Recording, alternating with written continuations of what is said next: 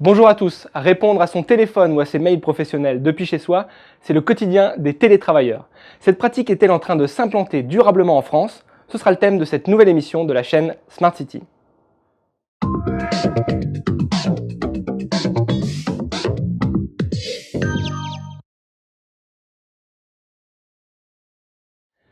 Bienvenue sur ce plateau avec moi aujourd'hui deux invités. Franz Go, bonjour. Bonjour. Vous êtes directeur associé en charge du télétravail chez LBMG Worklabs. En face de vous, Ludovic Bu, bonjour. Bonjour. Vous êtes consultant indépendant sur les questions de mobilité. Alors ma première question sera pour vous deux, messieurs. Quand on parle de télétravail aujourd'hui, nous sommes en face d'une vaguelette, d'un tsunami. Comment on pourrait le définir? Peut-être Franz Go pour commencer.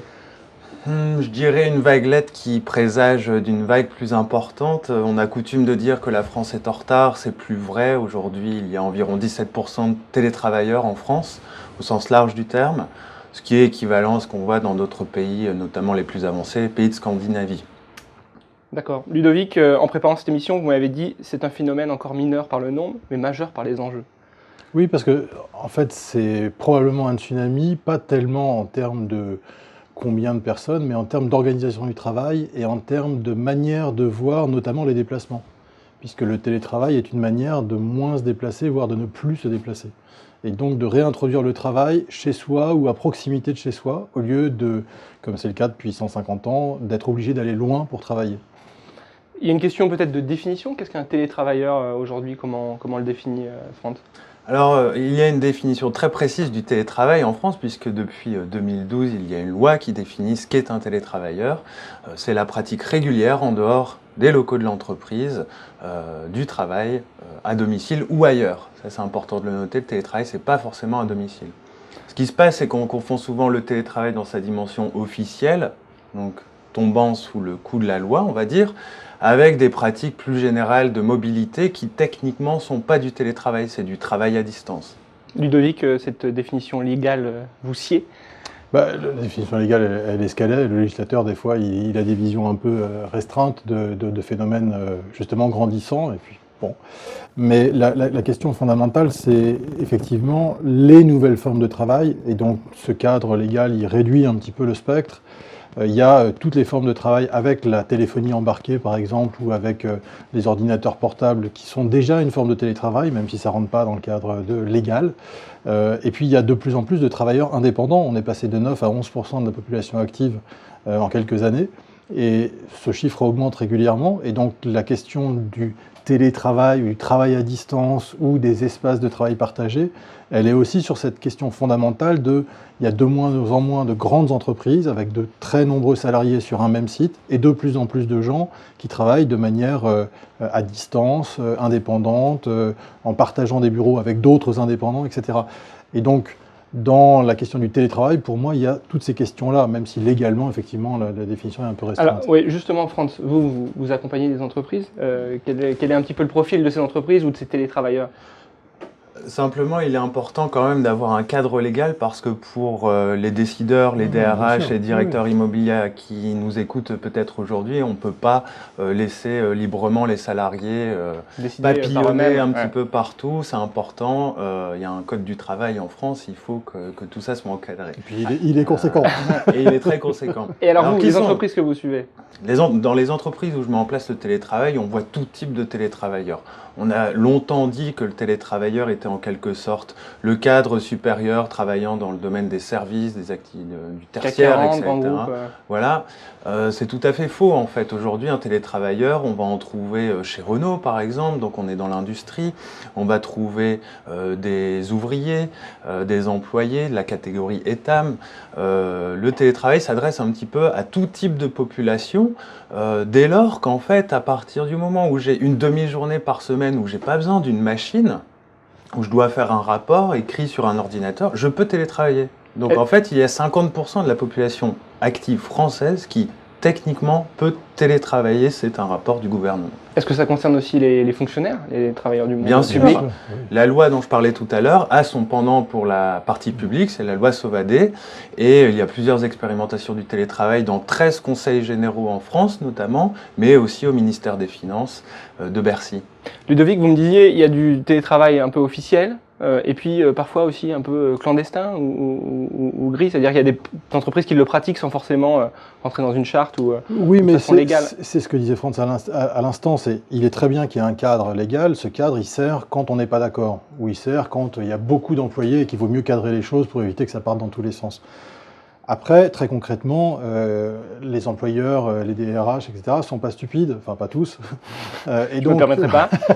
Et donc une partie d'entre eux, c'est bien qu'il vaut mieux que quelqu'un travaille chez lui quand il a un rendez-vous juste à côté et qu'il peut passer 2 heures chez lui plutôt que de refaire 2 heures de transport pour venir au bureau, pour rester une demi-heure et repartir. Donc il y a de l'informel et l'arrivée, je le disais à l'instant, l'arrivée d'outils de télématique, donc téléphone, ordinateur, etc., portable, hyper connecté à peu près où on se trouve, permet cette souplesse. Après, effectivement, je suis d'accord sur le fait qu'il faut un cadre. Je pense qu'il faudrait élargir, mais ça, après, le législateur fera son travail. Il faut un cadre pour éviter le n'importe quoi, notamment l'employeur qui dirait bah, « moi, j'ai pas de bureau, donc débrouillez-vous, vous travaillez de chez vous, mais vous devez produire ». Notamment l'employeur qui dirait « vous devez produire un nombre de pièces » et pas un temps de travail. Et donc on reviendrait à des normes d'avant 1850, le travail à la pièce qui pose un certain nombre de problèmes sociaux. Donc le fait qu'il y ait des cadres, c'est très bien, hein, il faut, mais il y a une part d'informel et qui est aussi une part d'inventivité. Dans des TPE ou dans des PME, on n'est pas forcément sur quelque chose de très normé, très respecté, très cadré. Bon, chacun sait à peu près ce que fait le voisin, et donc on peut être beaucoup plus souple dans la manière de télétravailler, de travailler à distance, etc. Vous parliez des DRH, et là la question sera pour tous les deux. Est-ce qu'il y a encore des freins au développement du télétravail Oui. en France? Énorme. C'est un grand oui, c'est un grand oui. Plein. J'adore parler des freins. J'y pensais ce matin sur la route et en fait, il s'avère que le principal frein, c'est la peur du bureau vide. La peur du bureau, voilà. La peur du bureau vide, elle s'applique évidemment pour le manager. Qu'est-ce que ça veut dire être manager quand en face de moi, j'ai des bureaux vides? Qu'est-ce que ça veut dire que de manager les gens. De manager, de contrôler de façon un peu traditionnelle quand en fait il n'y a personne en face de moi. La peur du bureau vide, c'est aussi pour le salarié. Quel va être l'impact sur mon image, sur ma carrière, si mon bureau est constamment vide? C'est pas forcément bon.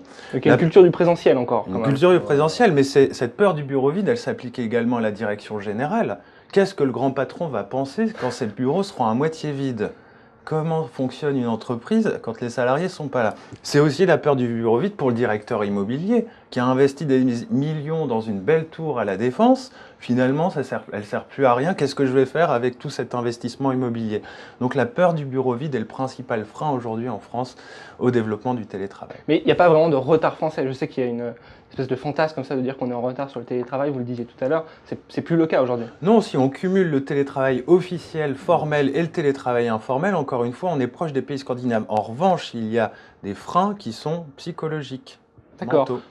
Oui, Ludovic, là-dessus. Il y a un facteur aussi, il y a des facteurs culturels que moi j'ai retrouvé aussi chez les syndicats, dans les grandes entreprises, enfin dans les entreprises où il y a des syndicats, qui disent si on fait du télétravail, c'est la fin du tissu social et du lien social entre salariés face au patronat. Et donc c'est l'atomisation, et donc on n'est plus en lien les avec les... Alors évidemment c'est un fantasme, puisque de toute façon on se retrouve toujours à un moment donné, même si c'est une fois par mois, même si c'est... un télésyndicat à inventer, ça oui, sera le alors terme après, d'une autre par émission. ailleurs, on peut évidemment inventer.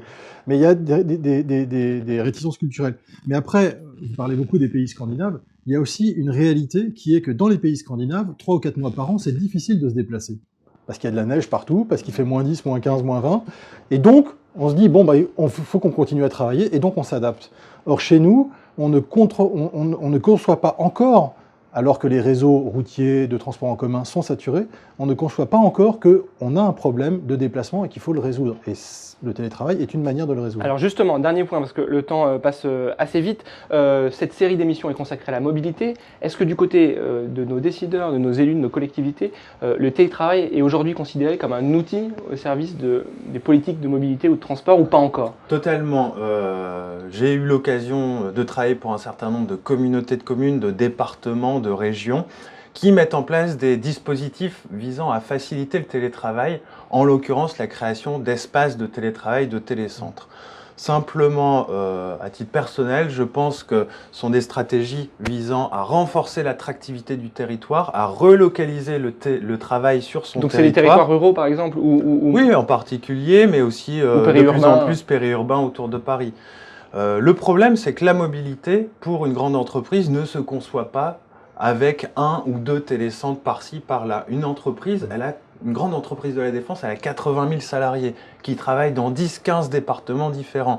Donc c'est pas avec 1 ou 2 espaces de télétravail qu'on va résoudre le problème. Donc je pense que les collectivités aujourd'hui devraient approcher le problème avec une approche nationale et pas ultra-locale comme c'est le cas jusqu'à aujourd'hui. Alors aujourd'hui. qui s'intéresse? C'est les élus au transport qui devraient s'intéresser à ces sujets Ludovic? Idéalement, ça devrait être des élus au transport, mais bon, justement, sur la base de je mettrai moins d'argent dans les transports et un peu plus dans le non-transport. Maintenant, je pense qu'il y a aussi une fantasmagorie qui reste très liée à... là, le Forum des vies mobiles vient de sortir une étude sur les grands mobiles. Et alors, on a toujours l'image que le grand mobile, c'est le type qui est habillé comme moi et qui a un ordinateur portable. Bah, pas tellement, en fait. je travaille chez moi, donc déjà, en termes de mobilité... Donc le fantasme du grand mobile. Le fantasme du grand mobile c'est le cadre sup, et donc il faut faire des espaces de travail qui correspondent au cadre sup. Et cette étude donc, du Forum des vies mobiles sur les grands mobiles montre qu'en fait c'est tout autant les ouvriers, les employés, les professions intermédiaires, etc., que le cadre sup. Et là, ni les collectivités ni les employeurs ne se sont encore emparés de ce sujet-là. Or, ça concerne tout le monde, et donc il faut aussi des espaces de travail qui correspondent à un endroit où on peut téléphoner, à un endroit où on peut recevoir du public, etc., etc. Et on est encore dans l'imaginaire collectif assez loin de ça.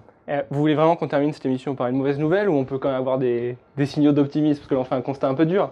Est-ce qu'on peut y croire dans les prochaines années? Oui, on peut y croire parce que, pour 2 raisons principales, aujourd'hui la majorité des entreprises ont mis en place un dispositif de télétravail. Et le deuxième facteur positif, c'est que certaines générations vont partir à la retraite et d'autres générations arrivent sur le marché du travail, des générations qui sont nées dans les nouvelles technologies, qui ne comprennent pas pourquoi il faudrait aller chaque matin à 9 h s'installer dans un poulailler pour travailler alors qu'on peut très bien le faire à la maison. Ah, ça va presque être un facteur de recrutement même. Ça va presque être un atout pour les recruteurs. Beaucoup d'entreprises mettent en place le télétravail pour redorer leur marque employeur. Ludovic, les mentalités vont changer? Heureusement, les mentalités changent. Enfin, c'est naturel. Hein. À chaque génération, il y a effectivement... alors, après, il faut 20, 25, 30 ans pour qu'une idée prenne place dans la société. Donc ça, c'est un processus qui est un petit peu lent.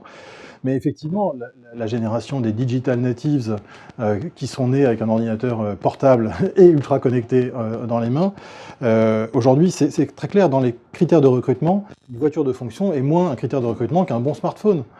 Et le fait de pouvoir ne pas se déplacer, ou en tout cas moins se déplacer, et notamment profiter plus de sa vie sentimentale, privée, amicale, etc., sera un critère de choix pour ceux qui auront le choix, parce que reste le problème des 10% de chômage qui ne laissent pas le choix à tout le monde.